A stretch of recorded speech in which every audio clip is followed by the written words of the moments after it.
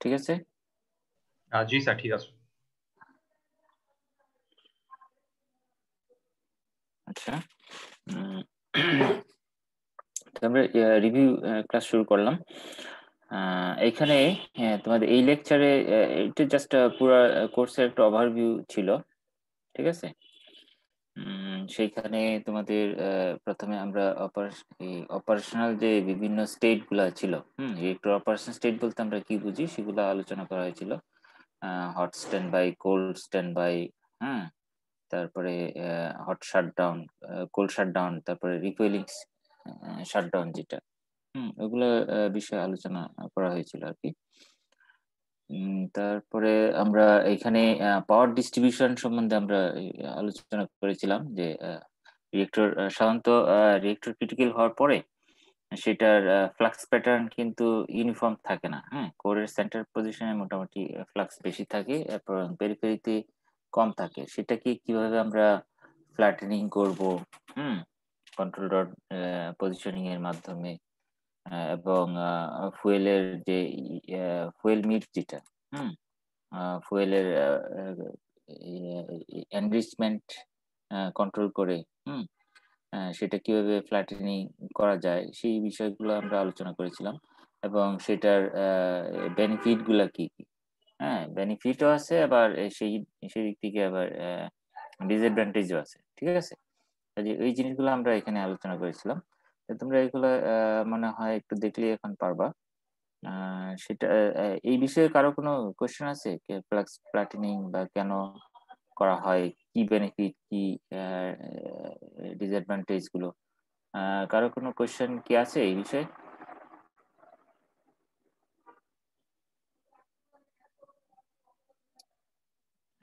তা না হলে আমি আগাতে পারি। তারপরে হট জিরো পর ক্রিটিক্যাল কনফিগারেশন, ঠিক আছে? এই জিনিসগুলো আলোচনা করা হয়েছিল। এবং এখানে plant state, normal operation, anticipated operation occurrence, এটা সাধারণত হয়েই থাকে একটা রিয়েক্টরের প্ল্যান্ট লাইফে। কিছু অ্যান্টিসিপেটেড অপারেশনাল অকারেন্স হয় খুবই ফ্রিকোয়েন্ট, আর কিছু হয় হয়তো বা মানে প্ল্যান্ট লাইফে হয়তো বা একবার বা দুইবার হতে পারে বা নাও হইতে পারে। তো এগুলার কারণেই হচ্ছে যেগুলা খুব ফ্রিকোয়েন্ট হয় সেগুলা কিন্তু কনসিকোয়েন্সও কম। আর যেগুলা ফ্রিকোয়েন্টলি হয় না সেগুলোর কনসিকোয়েন্স অনেক সিভিয়ার থাকে, এবং ওইগুলোই টার্ন নেয় সিভিয়ার অ্যাক্সিডেন্টের দিকে।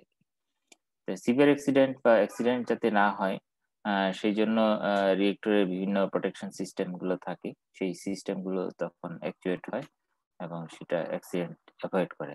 তার আগে তোমার ইয়ে করা হয় আর কি, সেটা হচ্ছে যে আবার নর্মাল অপারেটিং কন্ডিশনে নিয়ে আসার জন্য অনেকগুলো সিস্টেম বা কাজ করে, যেগুলা আবার সেটব্যাক যেটাকে বলা হয় আর কি।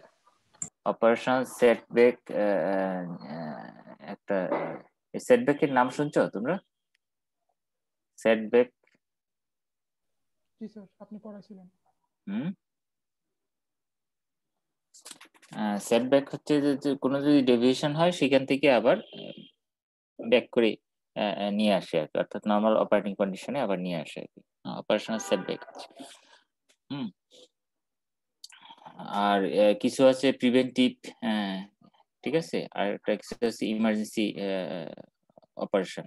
প্রিভেন্টিভ মনে করো যে আমি রিয়েক্টর পাওয়ার ইনক্রিজ করছি খুব ফাস্ট, সেক্ষেত্রে তোমার আমাদের যেমন ট্রিগার রিয়েক্টর আছে, যে তোমার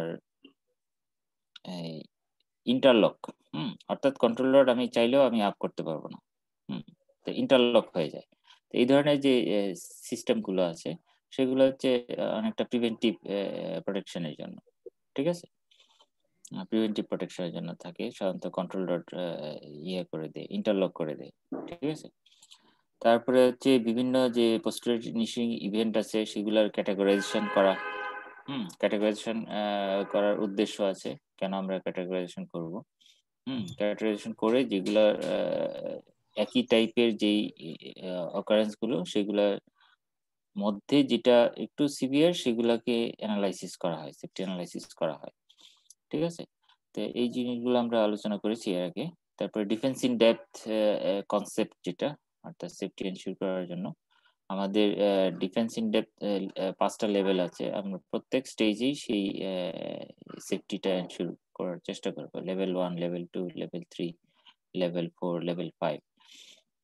তো এই প্রত্যেকটা লেভেলেই আমাদেরকে সেফটি এনশিওর করতে হবে। যেমন লেভেল 1 ডিফেন্স হিসেবে আমরা ধরতে পারি যে প্ল্যানটা যখন ডিজাইন করা হবে, অর্থাৎ সাইট সিলেকশন থেকে শুরু করে একবারে ডিজাইন কনস্ট্রাকশনের আগ পর্যন্ত আমরা যতদূর সম্ভব মানে সেফটি ইস্যু যেগুলো আছে সেগুলো আমরা কনসিডার করেই ডিজাইন করব।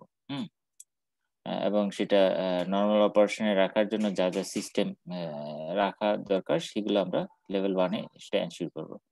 লেভেল 2-তে যে যদি কোনো ধরনের অকারেন্স ঘটে সেই ক্ষেত্রে আমরা সেটা আবার যাতে নর্মাল অপারেটিং কন্ডিশনে নিয়ে আসা যায় এই ধরনের কিছু সিস্টেম থাকে। ঠিক আছে? তখন যেমন হঠাৎ করে যে পাওয়ার বেড়ে যায়, তাহলে কি করবে? কন্ট্রোলার আস্তে আস্তে ডাউন করে পাওয়ার কমায় নিয়ে আসবে। এইগুলো হচ্ছে অটোমেটিক অ্যাকশন থাকে। তো সেই জিনিসগুলো থাকবে লেভেল 2 ডিফেন্সের অন্তর্ভুক্ত সিস্টেম। ঠিক আছে? লেভেল 3-তে যে যদি কোনো ধরনের অ্যাক্সিডেন্ট ঘটে যায় সেটা মিটিগেট করার জন্য সেটাকে মানে ট্যাকেল দেওয়ার জন্য ওই সিস্টেমগুলো থাকে। যেমন ইঞ্জিনিয়ার সেফটি সিস্টেম যেগুলো আছে, তোমার board injection system, emergency core cooling system, এই ধরনের যে সিস্টেমগুলো থাকে সেগুলো লেভেল 3 ডিফেন্সের ইকুইপমেন্ট। ঠিক আছে? এরপরে যদি সিভিয়ার অ্যাক্সিডেন্ট হয় সেই ক্ষেত্রে তোমার রেডিও অ্যাক্টিভ রিলিজ হবে, কন্টেনমেন্ট প্রেসার বেড়ে যাবে। সেই কন্টেনমেন্টকে প্রটেক্ট করার জন্য তোমাকে আরো কিছু সিস্টেম থাকে। সেটা হচ্ছে লেভেল 4 ডিফেন্সের সিস্টেম বা ইকুইপমেন্ট বলতে পারো। যেমন containment spray system, over pressure protection system, এগুলো হচ্ছে লেভেল 4 ডিফেন্সের ইকুইপমেন্ট। ঠিক আছে? তারপর হচ্ছে লেভেল 5 ডিফেন্স বলতে তোমার ধরে নিতে হবে যে তোমার কন্টেনমেন্ট ফেল করার পরে যে রেডিয়েটিভ রিলিজ এনভায়রনমেন্টে যাবে সেটা থেকে প্রোটেক্ট করার জন্য তোমার কি সিস্টেম ইকুইপমেন্ট বা প্রসিডিউর আছে যেটা থেকে তোমার লেভেল 5 ডিফেন্স তুমি করতে পারো।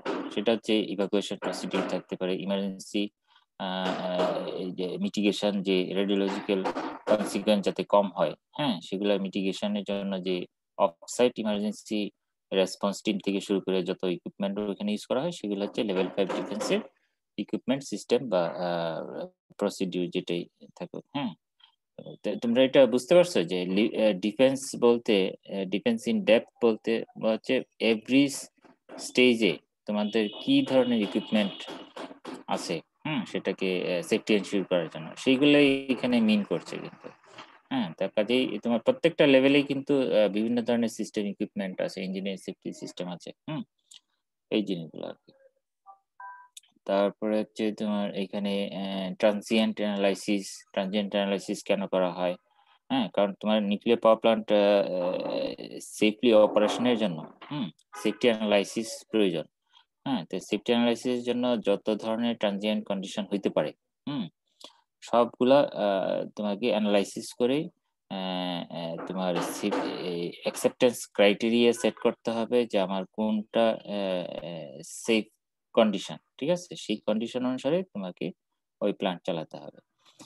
তো এখানে কিছু ট্রানজিয়েন্টের বর্ণনা করা আছে, যেমন net load rejection, turbine trip, reactor setback, reactor power riser lower, এই ধরনের কিছু কন্ডিশন হয় আর কি। এখানে কিছু এখানে বর্ণনা করা আছে, এগুলো তোমরা দেখলেই পারবা আর কি এখন, যেহেতু এর আগে ডিসকাস করা হয়েছিল। এই জিনিসগুলো। তারপরে হচ্ছে কি কি ধরনের কয়েকটা অ্যাক্সিডেন্ট কন্ডিশন এখানে বলা আছে। অ্যাক্টিভিটি এক্সকারশন হতে পারে, primary brake in primary system, secondary system যেমন পাইপ ব্রেক, লোকা যেগুলো হয় পাইপ ব্রেকের কারণে, এরোডিন ব্রেক। সেকেন্ডারি সিস্টেমে ব্রেক হতে পারে বা স্টিম জেনারেটরের পাইপলাইন ব্রেক হতে পারে। তো এই ধরনের বিভিন্ন ধরনের ইয়ে হয় আর কি। ঠিক আছে?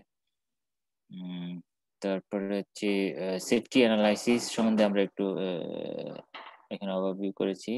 সেটা হচ্ছে সেফটি অ্যানালিসিস সাধারণত প্ল্যান্টের একটা হয় না, একটা প্রিলিমিনারি সেফটি অ্যানালিসিস রিপোর্ট হয়, তারপরে ডিউরিং কনস্ট্রাকশন অনেক ধরনের চেঞ্জেস আসে, হ্যাঁ, আসার পরে তারপরে ফাইনালি রিয়েক্টর অপারেশনের জন্য একটা সেফটি অ্যানালিসিস রিপোর্ট করা হয়। ওই যেই চেঞ্জগুলো হলো তার কারণে যে অ্যানালাইসিসের যে রেজাল্ট যেটা আসলো তার উপর বেসিস করে ফাইনাল সেফটি অ্যানালিসিস রিপোর্ট করা হয়। ঠিক আছে, তো এই জিনিসগুলো আমরা এখানে আলোচনা করেছি। আর অপারেশনের জন্য তোমার এখানে কিছু লিমিটিং কন্ডিশন, এলসিও বা ওএলসি বলা হয় এটাকে, অপারেশনাল লিমিটস এন্ড কন্ডিশন, তার লিমিটিং সেফটি সিস্টেম সেটিং এবং সেফটি লিমিট, হ্যাঁ, এই প্যারামিটার গুলো তোমাদের জানতে হবে আর কি।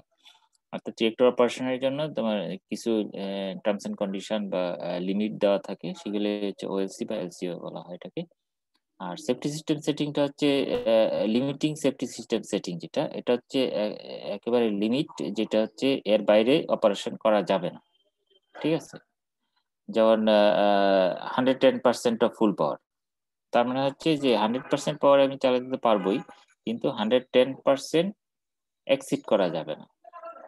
সেটা হচ্ছে একটা লিমিটিং সেফটি সিস্টেম সেটিং। ঠিক আছে, সেটা যদি এক্সিড করা কেউ করে, সেক্ষেত্রে তোমাকে আবার এই রেগুলেটরি বডিকে রিপোর্ট করতে হবে কেন বাড়লো, তার কারণে কোনো সেফটি সিস্টেমের কোনো কম্পোনেন্ট ক্ষতি হয়েছে কিনা, বা রিয়েক্টর কম্পোনেন্টের বা যেটা বলে এসএসসি কোনো ক্ষতি হয়েছে কিনা, স্ট্রাকচার সিস্টেম কম্পোনেন্ট, ওগুলো অ্যানালাইসিস করার পরে রিপোর্ট দেওয়ার পরে রেগুলেটরি বডি পরবর্তীতে পারমিশন দিবে তোমাকে রিয়েক্টর অপারেশন করতে পারবে কি পারবে না। কাজে সেফটি সিস্টেম সেটিং, যেটা লিমিটিং সেফটি সিস্টেম সেটিং, এটা সাধারণত মানে কোনো মতেই এক্সিট করা যাবে না। ঠিক আছে, এটা হচ্ছে তোমার একটা স্পেসিফিকেশন থাকে প্রত্যেক রিয়েক্টরের জন্য, যে সেই ভ্যালুগুলো কত, সেটার উপর বেসিস করেই তোমাকে রিয়েক্টর অপারেশন করতে হবে। ঠিক আছে, আর সেফটি লিমিটটা আরো মানে হায়ার ভ্যালু, কারণ ওই সেফটি লিমিট এক্সিড করলে সেটা হচ্ছে যে পার্মানেন্ট ড্যামেজ হবে এসএসসি। কাজেই এই জিনিসগুলো আইডিয়া থাকতে হবে তোমাদের। আর এখানে সেফটি অ্যানালিসিস রিপোর্টের আমাদের বর্ণনা করেছিলাম বিভিন্ন ধরনের ফরম্যাট আছে সেফটি অ্যানালাইসিসের। তাই এখানে নিউরেক আছে, তারপরে আই এর গাইডলাইন আছে, হ্যাঁ, সেই অনুসারে ওই তোমার সেফটি অ্যানালিসিস রিপোর্টটা তৈরি করা হয় অ্যানালাইসিসের পরে। তো চ্যাপ্টার 15 মানে নিউরেক বা আই এর নতুন যে গাইডলাইন, চ্যাপ্টার 15ই হচ্ছে সেফটি অ্যানালাইসিসটা করা হয়, মূল চ্যাপ্টার যেটা আর কি সেফটি অ্যানালাইসিস। ঠিক আছে, তো এই সম্বন্ধে কারো কোনো কোশ্চেন আছে এই টপিকস এর উপরে যা আলোচনা করা হয়েছিল, করা হলো?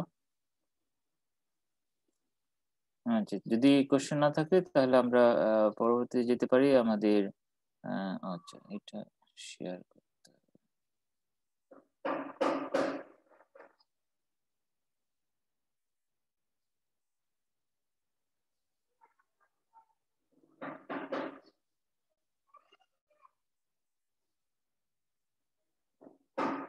তোমরা কি দেখতে পাচ্ছ? জি স্যার, দেখতে পাচ্ছি। আচ্ছা, ঠিক আছে, তাহলে আমাদের এটা বড় চ্যাপ্টার আমাদের, যে তোমার হচ্ছে প্রেসারাইজড ওয়াটার রিয়েক্টরের রিয়েক্টর সিস্টেমস, এটা একটু বড় করে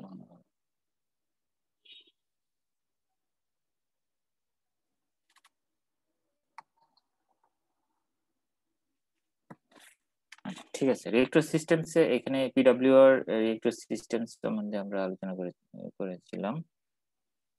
তো সেখানে তোমার প্রাইমারি কুলেন্ট সিস্টেম, তারপরে কানেক্টেড সিস্টেম কি কি থাকে, তারপরে এখানে কুলার সিস্টেম কম্পোনেন্টস যেগুলো আছে সেগুলো সম্বন্ধে বর্ণনা করা হয়েছিল। তারপরে ওভার প্রেসার প্রোটেকশন সিস্টেম এবং রিয়েক্টর কোরে কি কি থাকে এবং এগুলো কিভাবে কাজ করে, তারপরে প্রাইমারি কুলার সিস্টেমের কন্ট্রোলস এবং সিস্টেম অপারেশন, এই সম্বন্ধে ইয়ে ছিল। এছাড়াও তোমার প্রাইমারি সিস্টেম বা রিয়েক্টর সিস্টেমের মধ্যে যে ইয়েগুলো প্যারামিটার গুলো আমরা মনিটর করি, সেটা কিভাবে তোমার ফাংশন করে, সেফটি এনশিওর করে, ওই সমস্ত জিনিসগুলো এই চ্যাপ্টারে আলোচনা করা হয়েছিল। এইগুলো তোমরা জানো। বিভিন্ন সিস্টেম সম্বন্ধে বলা আছে। কানেক্টেড সিস্টেম বলতে প্রাইমারি কুলিং সিস্টেমের সাথেও আরো কিছু সিস্টেম থাকে, যেমন কেমিক্যাল এন্ড ভলিউম কন্ট্রোল, সিবিসিএস যেটা আছে, সেটা ওয়াটার কেমিস্ট্রি থেকে শুরু করে এবং ইনভেন্টরি কন্ট্রোল সমস্ত কিছু কিন্তু ও কন্ট্রোল করে। তা ইমার্জেন্সি প্রোডাকশন সিস্টেম, এটা ইমার্জেন্সি কেসে emergency core cooling system, residual heat removal system. এখন তোমরা দেখো যে রেসিডুয়াল হিট রিমুভাল সিস্টেম এবং কেমিক্যাল ভলিউম কন্ট্রোল সিস্টেম, এই দুইটার মধ্যে পার্থক্যটা বুঝো কিনা তোমরা? রেসিডুয়াল হিট রিমুভাল সিস্টেম কখন কাজ করবে আর ইমার্জেন্সি কোর কুলিং সিস্টেম কখন কাজ করবে? এটা বোঝা যায় বা কোনো কনফিউশন আছে? জি স্যার, একটু ক্লিয়ার করে দেন স্যার, কনফিউশন বুঝতেছি না, এটা জানি না। হ্যাঁ, ইমার্জেন্সি কোর কুলিং সিস্টেম তো বোঝা যাচ্ছে যে ইমার্জেন্সি কন্ডিশন, অর্থাৎ কোনো ধরনের লোকা যদি হয় তখন ইমার্জেন্সি কোর কুলিং সিস্টেম হবে। অর্থাৎ প্রাইমারি ওয়াটার যদি লিকেজ হয়, লিকেজ হয়, সেটা মনিটর করবে কে? এই কেমিক্যাল ভলিউম কন্ট্রোল সিস্টেমে সেটা মনিটর করবে, তাই তো? কেমিক্যাল ভলিউম সিস্টেমে ও দেখবে যে প্রেসার ফল করে গিয়েছে, তারপরে ইনভেন্টরি কমে গিয়েছে, সেখান থেকে সিগন্যাল আসার পরে তখন ইমার্জেন্সি কোর কুলিং সিস্টেম চালু হবে। ঠিক আছে? তো ইমার্জেন্সি কোর কুলিং সিস্টেম সেইখানে দুইটা স্টেজ আছে, একটা হচ্ছে হাই প্রেসার ইনজেকশন সিস্টেম, আর একটা হচ্ছে লো প্রেসার ইনজেকশন সিস্টেম। ঠিক আছে? হাই প্রেসার ইনজেকশন সিস্টেমটা প্রথমে কাজ করবে, তার কারণ হচ্ছে যেহেতু রিয়েক্টর অপারেশনে ছিল তখন প্রেসার অনেক হাই থাকে অপারেশন অবস্থায়। সেই মুহূর্তে যদি আমি লো প্রেসার ইনজেকশন সিস্টেম চালু করতে যাই তাহলে সে ওয়াটার ইনজেক্ট করতে পারবে না। এই জন্য হাই প্রেসার ইনজেকশন সিস্টেমটা আগে কাজ করে, তারপরে প্রেসার কিছুটা ফল করার পরে তারপরে লো প্রেসার ইনজেকশন সিস্টেমটা কাজ করে। তো এগুলো হচ্ছে যে ইমার্জেন্সি কন্ডিশনে, অর্থাৎ যদি কোনো লিকেজ হয়। তো এখন ইমার্জেন্সি কোর কুলিং সিস্টেম আসলে কি কাজ করছে? ওয়াটার দিয়ে ফিল করছে এবং সেটাকে কোরকে ঠান্ডা করার জন্য। আর রেসিডুয়াল হিট রিমুভাল সিস্টেমটাও হিট রিমুভ করছে, কিন্তু সেটা হচ্ছে রেসিডুয়াল হিট। যখন ইনিশিয়াল স্টেজে কোনো ধরনের এই ধরনের লোকা বা অ্যাক্সিডেন্ট হয় তখন কিন্তু রেসিডুয়াল হিট রিমুভাল সিস্টেম কাজ করবে না। রেসিডুয়াল হিট রিমুভাল সিস্টেম তখনই কাজ করবে যখন সাফিসিয়েন্টলি কুল থাকবে রিয়েক্টর কোর। ঠিক আছে? তার মানে তোমার আদার সিস্টেমের মধ্যে ইমার্জেন্সি কোর কুলিং সিস্টেম আগে কাজ করতে হবে, কাজ করার পরে তারপরে রিমেনিং হিট রিমুভ করার জন্য রেসিডুয়াল হিট রিমুভাল সিস্টেমটা কাজ করবে। এবং সেটা সাধারণত রিফুয়েলিং এর সময় এটা ইউজ করা হয়, বা আদার মেনটেনেন্স এর সময়, বা ওই ডিকে হিট রিমুভালের সময় এই রেসিডুয়াল হিট রিমুভাল সিস্টেমটা কাজ করে। ঠিক আছে? এছাড়াও আরো অনেক ওভার প্রেসার প্রোটেকশন সিস্টেম আছে, সেটা হচ্ছে প্রাইমারি ওয়াটারের জন্য আছে, কন্টেনমেন্টের ওভার প্রেসার প্রোটেকশন সিস্টেম আছে। হ্যাঁ, এগুলা মানে রিলিফ ভালভ থাকে, পাইলট অপারেটেড রিলিফ ভালভ থাকে, সেগুলা দিয়ে রিলিফ করে দেয় আর কি। এবং কন্টেনমেন্টের ওভার প্রেসার প্রোটেকশন সিস্টেম যেটা থাকে সেটা হচ্ছে ফিল্ট্রেশন সিস্টেমের মাধ্যমে তারপরে এটাকে অ্যাটমসফিয়ারে ছাড়া হয়। ঠিক আছে? আর প্রাইমারি ওয়াটার যেটা রিলিফ করে মানে ওভার প্রেসার প্রোটেকশনের জন্য, সেটা তোমার যে ট্যাঙ্কের মধ্যে থাকে, ডাইরেক্ট অন্য কোথাও ছেড়ে দিতে পারবে না। তো সেটা তোমাদের আমি দেখাইছিলাম মনে হয় সিবিসিএস এ। কেমিক্যাল এন্ড ভলিউম কন্ট্রোল সিস্টেমে এখানে দেখানো হয়েছিল, এই ফিগারে তোমরা দেখতে পাচ্ছ যে তোমার কিভাবে আসে আর কি ওভার প্রেসারের পরে যে ওয়াটারটা আরেকটা ট্যাঙ্কি সেটা যায়। তারপরে হচ্ছে হ্যাঁ স্যার, ওই যে ভিভিআর 1200 রিঅ্যাক্টরে লো প্রেসার ইনজেকশন সিস্টেমের ওয়াটারটা কি লো, ওই যে রিফিউলিং ওয়াটার স্টোরেজ ট্যাঙ্ক থেকে আসে? এটা তোমার রিফুয়েলিং, এটা তোমার ইয়ে থাকে যে কি বলে এই স্টোরেজ ট্যাঙ্ক থাকে। প্যাসিভ প্যাসিভ সিস্টেম এগুলো। ঠিক আছে? প্যাসিভ সেফটি সিস্টেম আছে না, ওই যে কি বলে এই ট্যাঙ্ক গুলোকে কি বলে, রিজার্ভার থাকে আর কি। সেখান থেকে ওই যে 50% সেফটি ট্রেন বা 100% সেফটি ট্রেন অনুসারে হাইড্রো অ্যাকুমুলেটর থাকে না, জি স্যার। হাইড্রো অ্যাকুমুলেটর থেকে আসে। আর ইয়ার ইয়ার যেটা কি বলে রেসিডুয়াল হিট রিমুভাল সিস্টেম, এগুলা তোমার ইয়ে করতে পারে আর কি, যে আদার যে এগুলো আছে না এই রেসিডুয়াল হিট রিমুভাল সিস্টেমের জন্য, হ্যাঁ ওগুলা কাজ করে। তোমার স্প্যানফেল পুল থেকে ওয়াটার নিতে পারে আর কি, নিয়ে তারপরে হিট এক্সচেঞ্জারের মাধ্যমে ওইটাকে ঠান্ডা করে তারপরে ইয়ে করতে পারে। কিন্তু ইমার্জেন্সি কোর কুলিং সিস্টেমের জন্য তোমার হাইড্রো অ্যাকুমুলেটর থাকে। হাইড্রো অ্যাকুমুলেটর থেকে প্যাসিভ সেফটি সিস্টেমের মাধ্যমে এটা না হয়। স্যার আমাদের তো বিভিন্ন স্যার এই যে সিমিলার কিছু পড়াইছে, তো ওইখানে একটা স্যার হচ্ছে এপি 1000 এটা দেখাইছিল। তো ওইখানে বললো ইন্টারমিডিয়েট মানে হচ্ছে প্রেসার ইনজেকশন সিস্টেম হচ্ছে হাইড্রো অ্যাকুমুলেটর, আর হচ্ছে ইনকন্টেইনমেন্ট রিফিউলিং ওয়াটার স্টোরেজ ট্যাঙ্ক এটা হচ্ছে লো প্রেসার ইনজেকশন সিস্টেমের জন্য। আমি জানতে চাচ্ছিলাম যে ভিভিআর এ কোন জায়গা মানে এইটার কি মানে ভিভিআর এ এইটার অবস্থাটা কি? ভিপিআর এর হ্যাঁ এপি 1000 বা বিভিন্ন মডেলের যেগুলো আছে সেগুলোতে তোমার বিভিন্ন ধরনের সিস্টেম ডিজাইন করতে পারে। আর ভিভিআর 1200 এ আমি যতটুকু জানি যে তোমার হাইড্রো অ্যাকুমুলেটর থাকে, হাইড্রো অ্যাকুমুলেটর থেকে তোমার ওয়াটার ইনজেক্ট করা হয়, ঠিক আছে। তো এখন আমাদের গুলা খুব সম্ভবত 50% সেফটি ট্রেনের মধ্যে এটা রাখা হয়েছে আর কি। 100% সেফটি ট্রেন না আর কি, ঠিক আছে।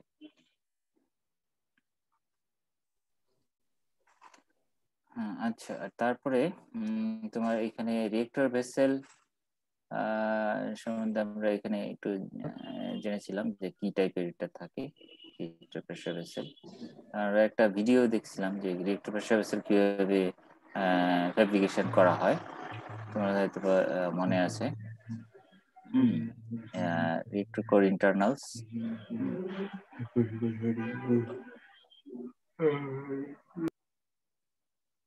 তারপরে ইলেকট্রিক কুলেন্ট পাম্প।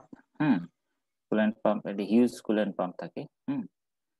এবং এগুলার কুলেন্ট পাম্পের যে গ্ল্যান্ড বা ইয়েগুলো কুলিং সিস্টেম লাগে। কুলিং ওয়াটার ইনলেট আউটলেট দিয়ে এটাকে কুল রাখা হয়। এই ওয়াটারটা কোথা থেকে আসে এটা জানো? প্রাইমারি কুলেন্ট বা রিয়েক্টর কুলেন্ট পাম্পের ওইটাকে কুল করার জন্য যে ওয়াটারটা ইউজ করা হয় সেটা কোথা থেকে আসে?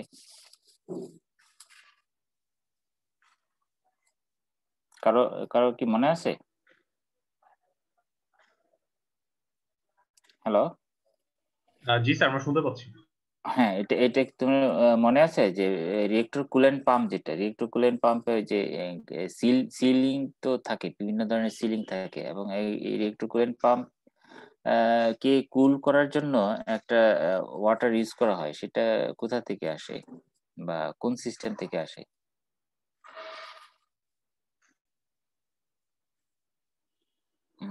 সেটা হচ্ছে তোমার এই যে chemical and volume control system যেটা আছে না, সিবিসিএস, ওইখান থেকেই তোমার এই ওয়াটারটা আসে। যে এইখানে যেটা আমি দেখাচ্ছি, ঠিক আছে। কুলিং ওয়াটার ইনলেট আউটলেট, অর্থাৎ মেকানিক্যাল সিল যেটা আছে সেখানে হিট জেনারেট হয়, সেটাকে ঠান্ডা রাখার জন্য তোমার সিবিসিএস থেকে এখানে ওয়াটারটা আসে, ঠিক আছে। তারপর হচ্ছে তোমার প্রেসারাইজারের ফাংশন তো তোমরা জানো, এবং সেটা একটা ইলেকট্রিক হিটার থাকে এবং স্প্রে সিস্টেম থাকে, ঠিক আছে। তো এটাও সিবিসিএস এর থেকে আসে, ওয়াটার স্প্রে যেটা করা হয়। স্যার আবার প্রেসার, একটা কোশ্চেন। হ্যাঁ sir pressuriser sir liquid level sir মানে কম হলে বা বেশি হলে স্যার প্রবলেম? কম হলে প্রেসারাইজার স্যার লিকুইড লেভেলটা স্যার কম হলে বা একদম বেশি হলে প্রবলেমটা কি? মানে নরমালি তো স্যার হচ্ছে কি এখানে লিকুইড লেভেলটা স্যার হচ্ছে গিয়ে মনিটরিং এর মধ্যে রাখা হয়। দেখা যায় না, যে কম কম হলে বা বেশি হলে, যেটা কম হলে মানে কি, কম তার তো একটা নর্মাল লেভেল থাকে, ঠিক আছে। কম হওয়ার মানে হচ্ছে যে সে লস করতেছে, কোনো দিকে হয়তো বা ওয়াটার লিকেজ আছে, যার কারণে সে আবার ফিল করে দেয়, ঠিক আছে। এবং ভলিউম কম বা বেশি হওয়ার কারণেই তো তোমার প্রেসার ফ্লাকচুয়েশন হবে। সাধারণত ওয়াটার লেভেল একটা ফিক্সড লেভেলে থাকে, হ্যাঁ, যেহেতু টেম্পারেচার আমরা অলমোস্ট সেম রাখতেছি। তারপরে রিয়েক্টরের পাওয়ার লেভেলের অনুসারে তোমার যদি কোনো কারণে কমে যায়, এটা সেই ক্ষেত্রে তোমার এটা আবার ফিল করে নেয়, আবার বেশি হলেও সেটাকে আবার বের করে নিয়ে ওই যে এই পাশে এইখানে যে ট্যাঙ্ক আছে, এই ট্যাঙ্কে তোমার এটা আবার ড্রেন করে দেয়, ঠিক আছে। এবং প্রেসারটা কন্ট্রোল করা হয় তোমার ইয়ের মাধ্যমে আর কি, ইলেকট্রিক হিটার এবং স্প্রে সিস্টেমের মাধ্যমে। যদি বেশি প্রেসার হয়ে যায় তাহলে স্প্রে করে, আর কম প্রেসার হলে হিটার অন হয়, ঠিক আছে। সেইভাবে তোমার এই ইয়েটা কন্ট্রোল করে আর কি। তোমার প্রেসারাইজারের সেভাবে ভলিউম এবং প্রেসার দুইটাই সে কন্ট্রোল করে। আচ্ছা, তারপরে সেটা ওভার প্রেসার প্রোটেকশন থাকে। তারপরে রিয়েক্টর কোরে তোমরা দেখেছো যে এখানে কি কি ধরনের থাকে, ফুয়েল অ্যাসেম্বলি, কোর, বাফেল, ব্যারেল, তারপরে আপার ইন্টারনাল, রিয়েক্টর প্রেসার ভেসেল, এই জিনিসগুলো তোমরা অলরেডি জানো। এবং কন্ট্রোল প্রোটেকশন সিস্টেম যেগুলো, পাওয়ার পিকিংটা খুবই ইম্পর্টেন্ট। কোনো পাওয়ার পিকিং যদি হয় ফুয়েল অ্যাসেম্বলিতে, এটা কিন্তু ফুয়েলের ইন্টিগ্রিটির জন্য একটা বিরাট সমস্যা হবে, পাওয়ার পিকিং যেন না হয়, ঠিক আছে। তো সেই জিনিসটা আমাদের খেয়াল রাখতে হবে, মানে ডিজাইনের সময় বিশেষ করে। তারপরে হচ্ছে কন্ট্রোল রড থাকে, কন্ট্রোল রডের যে একটা বার্নেবল অ্যাবজর্বার থাকে। বার্নেবল অ্যাবজর্বার আমরা ডিসকাস করেছি, কারো কোনো কোশ্চেন থাকলে জিজ্ঞেস করতে পারো যে বার্নেবল অ্যাবজর্বার সেটা কি কাজ করে। তারপরে কন্ট্রোল রড ড্রাইভ মেকানিজম সম্বন্ধে আমরা পড়েছিলাম। একটা বিভিন্ন পার্টস থাকে, সেগুলো আমরা জেনেছি। এবং রিয়েক্টর পাওয়ার সাধারণত ইনস্ট্যান্ট তোমার যদি করতে হয়, অ্যাডজাস্ট করতে হয়, সেটা কিন্তু কন্ট্রোল রডের মাধ্যমে করা হয়, ঠিক আছে। ইনস্ট্যান্ট যদি আপ ডাউন করা লাগে, পাওয়ার বাড়ানো বা কমানো লাগে, এবং ইনিশিয়াল রিয়েক্টর যদি তুমি করতে চাও, স্টার্ট আপ করতে চাও, সেক্ষেত্রে কন্ট্রোল রডের মাধ্যমে করা হয়, ঠিক আছে। তারপরে এগুলার হচ্ছে আমরা তো এত কিছু জানলাম সিস্টেম সম্বন্ধে, কিন্তু সেগুলার তো আবার কন্ট্রোল লাগবে, তাই না? কন্ট্রোলের জন্য আমাদের বিভিন্ন প্যারামিটার মনিটর করতে হয়, মনিটরের মাধ্যমে তারপরে সেগুলা করা হয়, যেটার যে অ্যাকশন, সেই অ্যাকশন গুলো নেওয়া হয়, ইনস্ট্রুমেন্টেশন কন্ট্রোল সিস্টেমের মাধ্যমে। তো সেখানে তোমার যেমন যে সিস্টেম গুলো আছে, প্রত্যেকটার প্যারামিটার মনিটর করা হয় আর কি। রিয়েক্টরের প্যারামিটার, কুলেন্ট পাম্পের প্যারামিটার, স্টিম জেনারেটরের বিভিন্ন প্যারামিটার আছে, এই প্যারামিটার গুলো মনিটর করা হয়, ঠিক আছে। তারপরে হচ্ছে সেই যে প্যারামিটার গুলো মনিটর করলো, সেগুলো থেকে তোমাকে ট্রিপ, যদি ট্রিপ প্রয়োজন হয় রিয়েক্টরের সেফটির জন্য, তাহলে ট্রিপ সিগন্যাল গুলো সেইভাবে প্রসেস করে তারপরে ফাংশন করা হয়, ঠিক আছে। তারপরে ইঞ্জিনিয়ার সেফটি সিস্টেম যেগুলো আছে, সেগুলো তো অ্যাকচুয়েট করতে হবে, তাই না? সিস্টেম আমি রাখলাম, কিন্তু সেগুলা কখন কাজ করবে, কোন কন্ডিশনে কাজ করবে, রিয়েক্টরের সেফটির জন্য, সেটা হচ্ছে